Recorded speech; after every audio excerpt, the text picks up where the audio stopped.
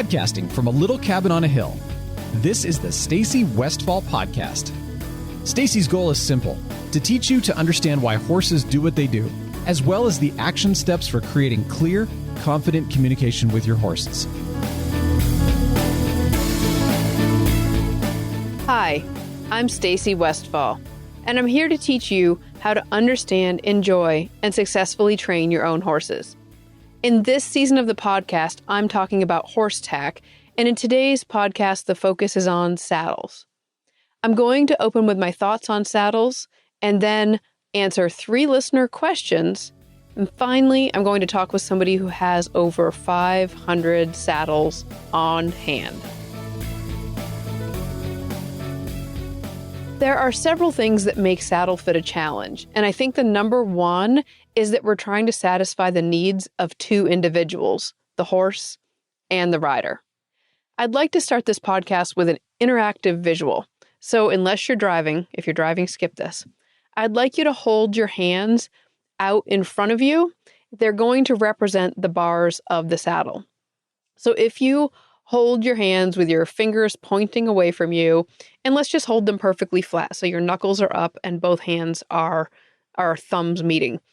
When you start to angle your hands into, just tip your pinkies down a little bit and angle your hands, what you're going to be representing there is the bars of the saddle.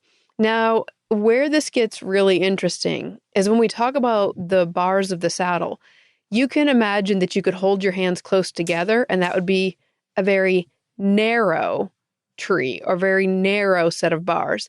Now, you could keep the same angle. So let's say that each of your hands is at a 45-degree angle.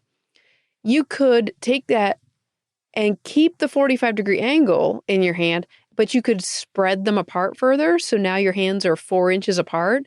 That would be a wider tree.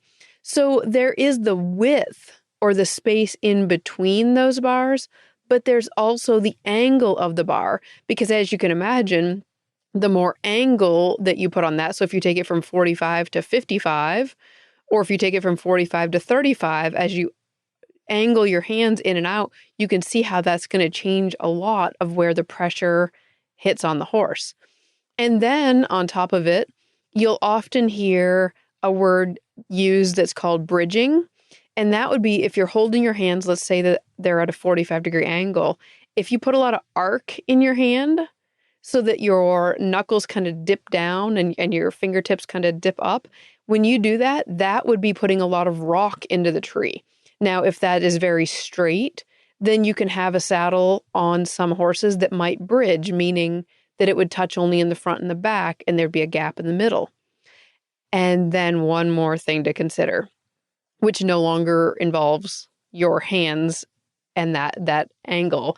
It is now, when we talk about the gullet of the saddle, that is that front part of the saddle where those 2 front bars are connected, and how high that gullet is matters if you have a horse.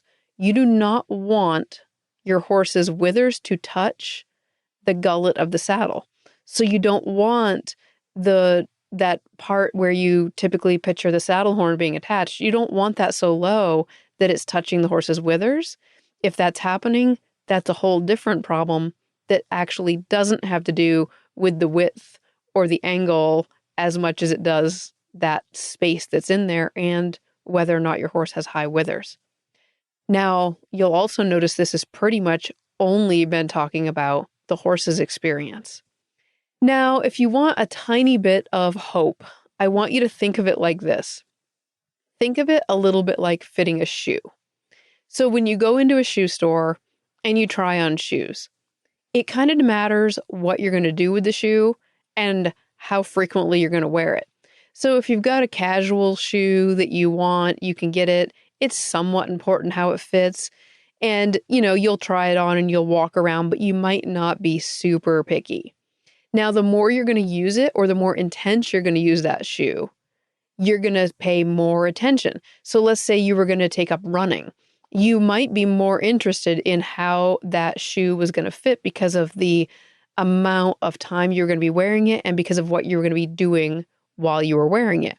And then we can go as far as saying that maybe you've got an issue with your feet, and so you actually need like some kind of custom shoe.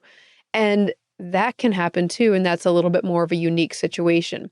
And those are the same scenarios you're going to run into when you're discussing saddle fit. When we look at it, the other issues are actually the length and frequency of the ride is going to matter. And then the balance of the rider is going to matter. So no matter how good your saddle fits, you can't make up for it if you're very unbalanced. And you'll see this often when you have a well-trained horse with a well-fitted saddle and you give a lesson to somebody who's new and kind of bouncing around, then a lot of times that unbalanced rider will actually cause that horse discomfort, even though all the tack is fitting. So the fitness level and the balance of the rider will actually help to improve things. So as we get closer to the New Year's, we're not quite there yet, but it's another reason to put rider fitness higher up there when you're not riding your horse, doing some kind of exercise, because your fitness and balance in general is going to help improve the ride. Now on to the questions. This first one is from Jody. Hi, Stacy. I've binged listened to your podcast, and now it's on repeat through the night. I've learned more from your podcast than I've learned from anyone face to face. I'm wondering what your thoughts are about treeless saddles. I have an off-the-track thoroughbred arriving next week, and he needs a bit more time to put on weight and muscle. He has high withers. I'm considering a treeless saddle for the interim until I can have him correctly fitted for a saddle once he's fitter and filled out. There's so much debate on the topic, and I'm really unsure of what to do. I've noted that many pro riders use treeless at times, so I'm thinking it's not as bad as many make it out to be. I'm in Australia and quite remote, so saddle fitting isn't a quick and easy task. I intend to ride extreme trail, endurance, and personal ranch work, not competitive. Looking forward to hearing your thoughts. Jody. Thanks for the question, Jody. And as with any other saddle fit, treeless comes in a lot of different forms, and they actually function really differently. So when we're talking about treeless, some of them still have a very hard front and back pommel and cantle, and even the bars might even be solid, but maybe it just has like flexible wings that are on the bottom of the bars. Some of them actually have soft bars. And so maybe the front and the back are both hard and solid, but the bars in the middle are soft. And some are made with material that's barely flexible, meaning that you could set the saddle down on the ground and you could stand on it and it would flex, but it wouldn't go flat. And others are so flexible that if you set the saddle flat on the ground and stood on it, it would flatten out completely flat. So even when you go into looking at flex tree saddles, there's a lot of research to do. I've used some different flex trees, and it's about like anything else as far as regular saddles or saddle pads, which we'll talk about in the next episode.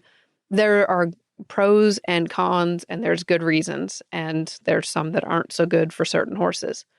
Probably the biggest criticism that I've heard of is if they get really, really flexible, some question is, do they distribute the weight as well, which is kind of the purpose of the saddle, is to be able to distribute the weight more evenly, or do they flex and kind of create a pressure point?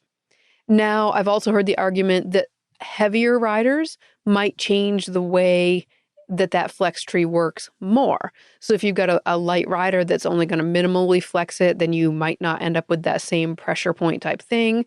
So I've seen it where some people have said that the performance of the tree is actually changing due to the weight of the rider, which kind of makes sense if you've got something that's going to flex. But again, it totally matters how much it's going to flex.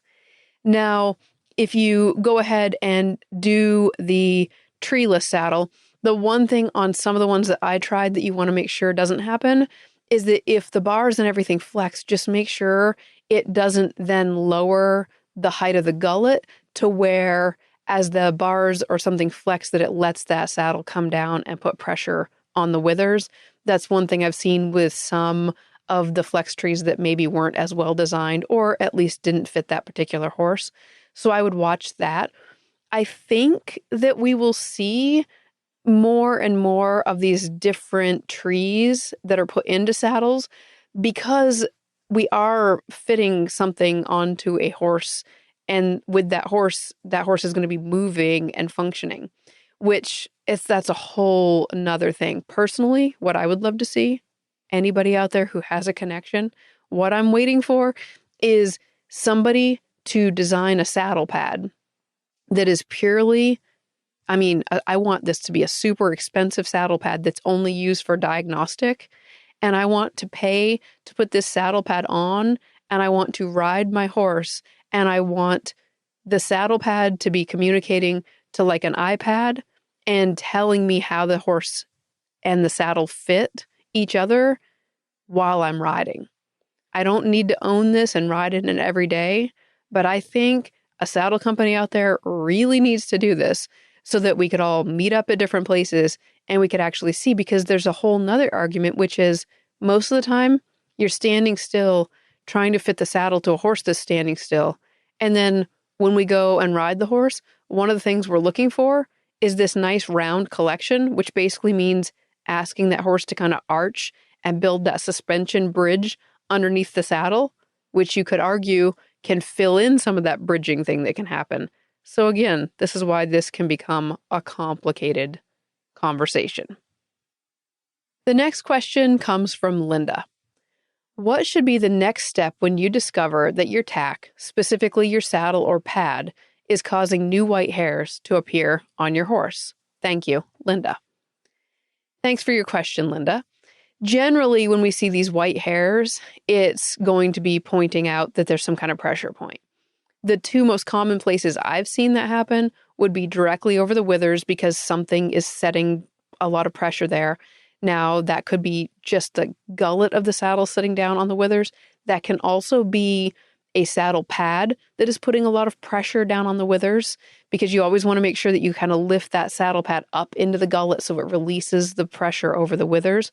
We're going to talk about saddle pads in the next episode, but it could be pressure point there, or the next most common would be those fronts of the bars, that area over the shoulder. Years ago, I was riding a horse, and that horse slipped and fell while I was riding it, and neither of us was hurt, but when we stood up and a while later, the horse actually developed some white hairs on the side that we had landed on. And when the chiropractor was out, I was like, I haven't seen any soreness, but I do know that we slipped and fell, and this was the side we landed on. And the chiropractor's opinion was that that pressure that had happened probably caused it. But he lined it up more like almost a bruise. He was like, oh, don't get panicked, because of course I was panicked. But it was interesting because my horse wasn't sore. And even more interesting was the next shedding cycle, the hair actually returned to a normal color. So the white hairs disappeared and the regular hairs came back in. So I thought that was kind of interesting. Basically, what I'm going to say is that you've got a pretty good idea that something is putting a pressure point there. So now you have to start the hunt for improved saddle fit or the saddle pad combo. A lot of times when I start to suspect my saddle isn't fitting as well, one of the first things I'll do is change out to a different saddle pad, much less expensive, and odds are my saddle that's been fitting pretty well for a while probably hasn't dramatically changed unless I've seen a really big change in my horse as far as weight or muscling or something. But a lot of times I can actually do a lot of changing with the saddle pad. But again, we'll talk about that in the next episode more. The thing that I would recommend is that you maybe haul somewhere where you can ride in some different saddles. Now, this might be a trainer's barn or a clinic, especially if you can find somebody who you can ask ahead of time, are you willing to talk about saddles and saddle fit? Because what's interesting is I would say it's a lot like driving a rental car. A lot of times you'll drive a rental car when you fly somewhere and you'll start to learn what you like and what you don't like just by those short drives in the car. And you can actually learn a lot more about what works and what doesn't work just by trying it on and riding around. So a lot of times when people come to lessons or clinics here at our house, we have them go ahead and ride in a few different saddles if they're having any question about saddles. If they utter the words, "I'm not sure about my saddle," odds are we're going to have them ride in 2 or 3 different saddles that we have here. Not because they need to buy one immediately, but because if they experience riding in 20 different saddles, they will develop an idea for what works better and what doesn't work as well. And again, we're fitting 2 individuals here. So we've got to get the rider's preference and the horse's preference, which is why a lot of times if you can haul somewhere, that's what I would find to be the best recommendation I have for you. Otherwise, you'll hear as we talk a little bit later on when I talk with Trish about some of the other ways that you can tackle this. The next question comes from Nikki. Will you please talk about Western dressage saddles? What makes a Western saddle conducive to dressage? I know you've developed several saddles. Will you be creating a Western dressage saddle?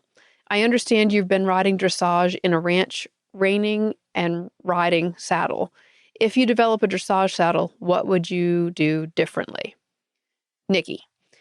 Yes, thank you for the question, Nikki. And I have been using the saddle that we developed. My husband actually developed the saddle I've been riding in, and it was designed, excuse me, it was designed more for reining and ranch riding, but it was developed well enough that it allows my leg to hang more straight down. So what you want to watch for is that some Western saddles were designed for different reasons. So if you have a cutting saddle, they're going to want you to sit in a pretty different way than like a Western pleasure saddle. And so if you look at even top riders in different Western disciplines, you're going to notice that they're sitting in different ways due to what they're doing. So because dressage wants you to have more of that ear, shoulder, hip, heel in a line, you want that more horsemanship ability to put your body in that more horsemanship type form. You're going to want a saddle that doesn't fight you if you go there. And what I mean by that is if you've got a saddle that naturally wants to swing your leg forward, you're going to be constantly trying to bring that leg backward and back to that straight up and down area. So what I noticed the most when I switch back and forth between any of my Western saddles and my dressage saddle is 2 things. Number one, there's a lot less saddle there in the dressage saddle. Now, that doesn't mean I feel less secure because it's actually my saddle has a pretty good dip there in the middle between the pommel and the cantle. And so when you look at my saddle, it's got that really deep seat, and I really like that. But I could feel that my leg hangs a little bit more straight. And the number one difference, easy to see, is that big fender on basically that leather that holds the stirrup to the saddle is called the fender. And that fender is inches wide in my dressage saddle, and it is very wide in my Western saddle. And so it is easier for me to move my leg very subtly in my dressage saddle because of that reduced fender.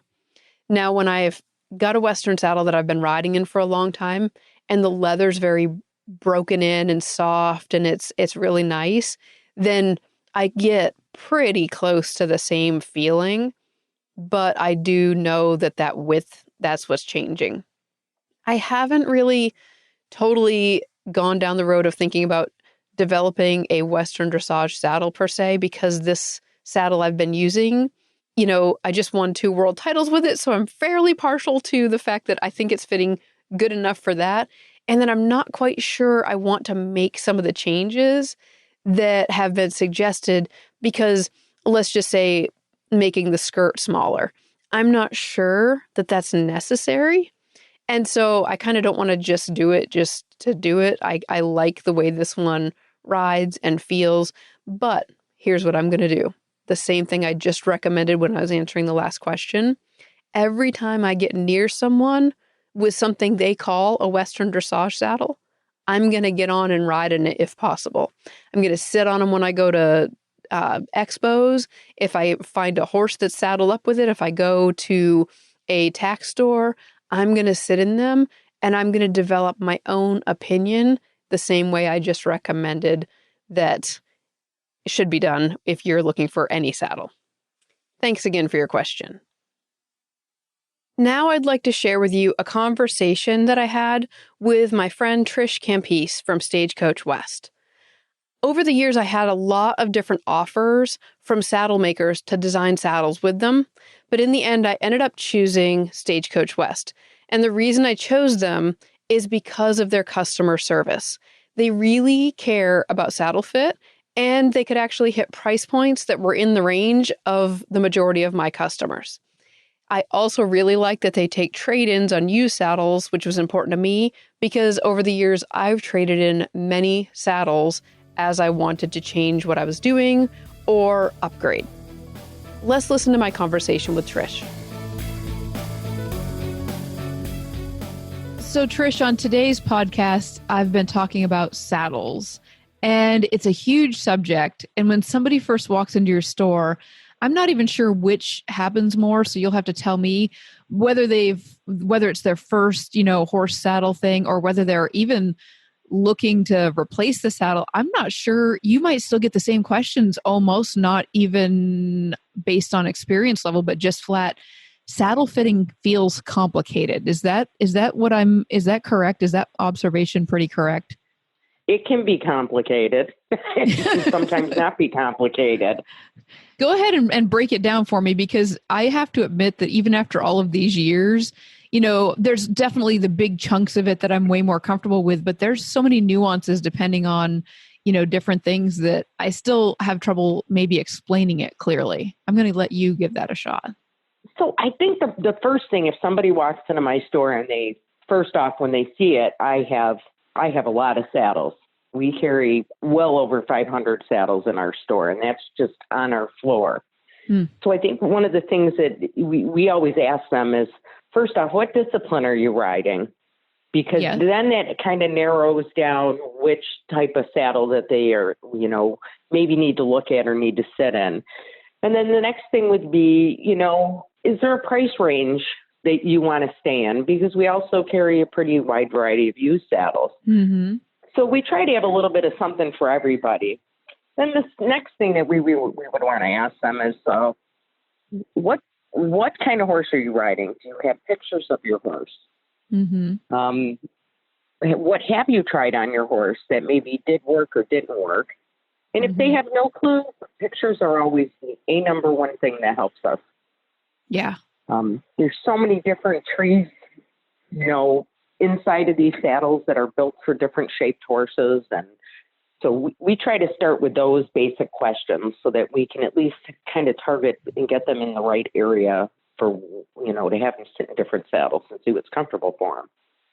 Yeah, because essentially you're fitting two different beings. You're fitting the saddle to the horse often without having the horse. Although I have to say that I'm in Ohio, you're in New York, and I'm constantly telling people, if you are within even like a 6-8 hour, whatever your tolerance is, I'm like, drive to the store, because they have an arena out behind the store, and put the saddle on the horse. But I also know that with a lot of the saddles, you will take returns on your saddles. Can you talk a little bit about that before we go a little bit more into, guessing on that saddle fit? But let's just say somebody buys one of the saddles that Jesse designed and they're in Wisconsin and you're in New York. What would you be talking them through? Well, first off, the same thing. We would want to have them email us some photos if they're extremely not 100% sure about the fit. Yep. We know how the tree fits. If they get us some pictures, and we can make a pretty educated, guess off of those pictures whether that saddle's going to fit or not. But one of our things that we've always had in place is we have a 10-day return policy, and that's not just you're not getting any fees incurred if they return the saddle to us. So there aren't any hidden fees. Obviously they're going to have to pay the shipping coming back to us. We offer free shipping going out. Well, a lot of times what we'll do is we'll tell them, if you give us a call, we can issue a call tag for half of what it would normally cost them to ship it back to us. But we want people to feel that even a 10-day, if they can't get the saddle back to us right away, we are very lenient with that policy. I would allow up to a month, depending on the situation, because not everybody has somebody who can come out and help them fit the saddle if they need that help. Or if their vet isn't involved with the saddle fit, they need to have the vet come out and check the saddle. And we're very understanding with all of that. So we try not to, limit people. Yeah, we have a 10-day policy, but do we really stick to it? Not always. So we kind of let things slide a little bit just because, being a family-run business, I can make my own rules at the end of the day of, you know what, you've had the saddle for a month and, the horse is lame. I mean, things come up and we totally understand that. Yeah. When we were looking for saddles we were going to design saddles and do that, we had a lot of different offers, and we went with working with you guys because of your views on exactly this, between the views of your, wanting the fit to be right for the horse and rider so much that you were willing to stand behind it on before, during, and after the sale.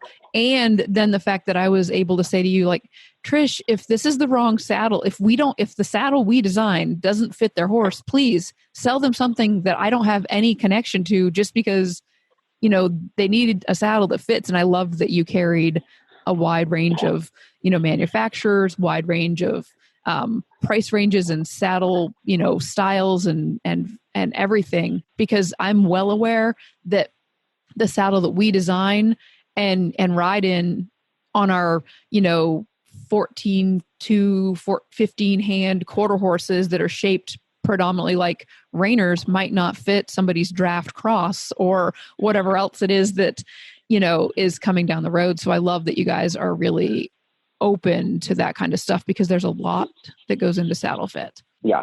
So I know one thing we've discussed a fair amount is, that the needs of the horse might change depending on their age or their fitness level. Can you kind of talk about what you see with people in saddle fit and those subjects?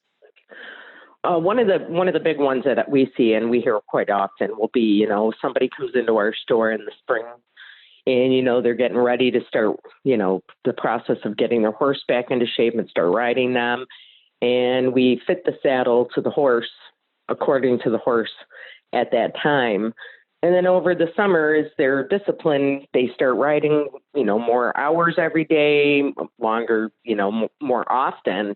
The horse changes. It's no different than me. I'm not the same size I was when I was 12. I don't wear the same size that I did then. And the horse typically can change. Their whole top line changes. Their muscling changes. So we do see a little bit of that, and that does become a problem, because what fit the horse good at one point might not fit them later through the summer months. Yeah. Because they change all the time. Mm-hmm. Even with age, horses have changed as they get older. Their back starts to change. They drop a little behind the shoulder blade, and they don't get as tight as muscling as they used to. So, that all plays into trying to do the best for the horse, when we do have them. Yeah. And, just it's a little bit of a challenge, but just to let people understand a little bit more, when you're looking at those saddles, there's the width of the saddle and how wide it is, going to be, but there's also like a flare to the saddle tree. And like, is it going to be kind of more upright, like more like a steep letter A, or is it going to kind of widen out into a wider and wider letter A? And then it's got it like something called the twist, which I'm trying to figure out how you would describe without any visuals. Like, how would you describe that? Well, the way I would describe that is as they are building a saddle and they're putting the seat and the piece across the top of the seat, the saddle maker actually can skive down that center part to make it fit narrower. Mm-hmm. Or they can lift it up to have it tilted so the rise of the saddle can be a higher rise. and it everybody fits so differently that my big thing is that you need to sit in these saddles. Mm-hmm. So, I mean, if you go to an equine affair where there's all those different vendors there with all those different saddles, I always recommend sit in them. Go sit in saddles. Don't feel ashamed to walk into a store and then, sometimes people get embarrassed and they don't want to sit on them. You have to sit on them. Mm-hmm. Everybody, there can be 5 of us standing there in our store and we get a brand new saddle in that we are all excited that we designed that's come in. Everybody sits in it. Yeah. Because it's good to know how each one of those sit. Yes. And, we do something similar here at the clinics. And I think you're right. There is like an apprehension a lot of times, but people will come and they'll be riding around and sometimes we'll see a little bit of something going on and we're not 100% sure if it's saddle or not. And we'll start switching out saddles because it's pretty easy for us to have 4 or 5 different style saddles in our barn at any time. And then they come in with their saddle and we'll start switching things out and watching how the horse moves different and how the rider sits different and all this stuff. And sometimes I see people getting a little bit uptight, like they think I'm trying to sell them another saddle. And I'll try to be really clear and say, I want you to gain a ton of experience so that not today, but someday down the road, and it might be with this horse or it might be with another horse or whatever, the next time you are ready to buy a saddle, every time you sit in another one and ride in another one, especially, you have that experience that you carry with you forever. So you get the more experience you can get, gain it, like borrow your friends for 5 minutes, like switch out, because the more things you feel, you'll develop a feel for what you like and what you dislike. And that's kind of what I hear you saying, like, feel free to do that in the store too. Oh, absolutely. Absolutely. We always recommend that. And you got to sit in them, especially because it'll help you determine, you might ride in a 16-inch, but in a different style of saddle. Say you sit in a 16 in a trail, but then you want to sit in a 16-inch barrel racer. Well, that barrel racer is going to sit differently than that trail saddle, and you might be a different seat size. And so it's good to have, when you're in some place where there are people there who can tell you, okay, look here, this is how it's supposed to feel, and this is how it should fit. But, you need a different seat size. So, yeah. And as far as fitting... Yeah. And as far as fitting the horse, one of the things we do pretty common is we encourage people to, put the saddle on without a pad and just try running their hands underneath that saddle to feel for different pressure points. Is that kind of the most basic version when you're trying to talk to somebody over the phone about how to maybe check whether there's some serious pressure points going on? Or do you have, is that it? Yeah. So you want to look at the pressure point in the front, because that's the obvious one that everyone checks for. They always check for under the horn, the gullet area, to make sure that it's got clearance on the horse's withers. Yep. And it used to be, you want to be able to fit 3 or 4 fingers, but I've had it where it's 2 fingers and it fits the horse beautifully. Mm-hmm. That's not necessarily always the best rule of thumb, but you want clearance under that. Yeah, and you don't want it resting on the withers. Yeah, no resting on the withers. Yep. And then you check the shoulder area, because you do not want, the top part of the tree to be tight and the bottom parts be loose. You'd like the same nice, even pressure going all the way down where the tree is involved. Mm-hmm. The other spot that a lot of people neglect to check is where you actually sit in the saddle. So the 2 sides of that tree should follow the curve of the horse's back. Mm-hmm. It's kind of not an easy place to check for fit. The 2 ways you can do it is up underneath your fender. So you want to reach up under the side of the saddle as far up to the center of the back as possible. And you want to make sure that tree is making somewhat of contact. Doesn't have to be exactly down on them, but you don't want it so off their back that you can wave your hand in there. Mm-hmm. Yeah. And then the back part of the tree. The other thing that's important when you're looking at saddle fit is to stand back from the horse with the saddle on him and make sure that the saddle is level. So the pommel and the cantle should be level, not the horn, the pommel. Yeah, what we can do is we can stick some pictures and video in the show notes for this episode, so that some of the stuff we're talking about that could be a little bit harder to visualize for people if they're not quite sure what the pommel is, what the cantle is, what the gullet, I can stick some some illustrations into the show notes so that they can see that. But for sure, I mean, I'm always recommending to people to ride with somebody that you trust, go take a lesson, but don't be afraid at your lesson to just spend the first half an hour of your lesson talking about equipment and fit, because sometimes I think the instructors, if you don't ask them for that, are a little bit, unless there's something glaring, they just kind of jump in to what they think you paid for, which was like how to go in a circle. And, if you say, I'd really value your opinion on equipment fit, I don't know anybody that would refuse that, but they won't necessarily force you into it if it's not something glaring. So, and then for anybody who's lucky enough to be within driving range of a store like Stagecoach West, drive straight there. And that's what I've done before for saddles. And even, when I was buying my dressage saddle, I was close to an English store down here, and I took my horse to the store. And they were not nearly as set up. I was actually next to a railroad track in a parking lot. So your store with the full riding arena is like a serious thing. And I know I've sent several people over there with trucks, trailers, and horses, because if you're about to make a pretty substantial investment, I mean, your horse is a huge investment.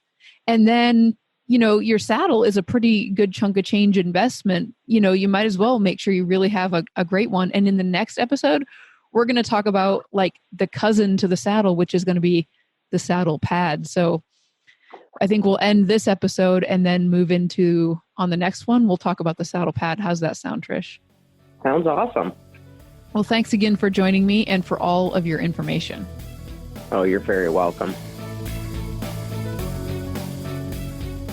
I hope you found that conversation helpful.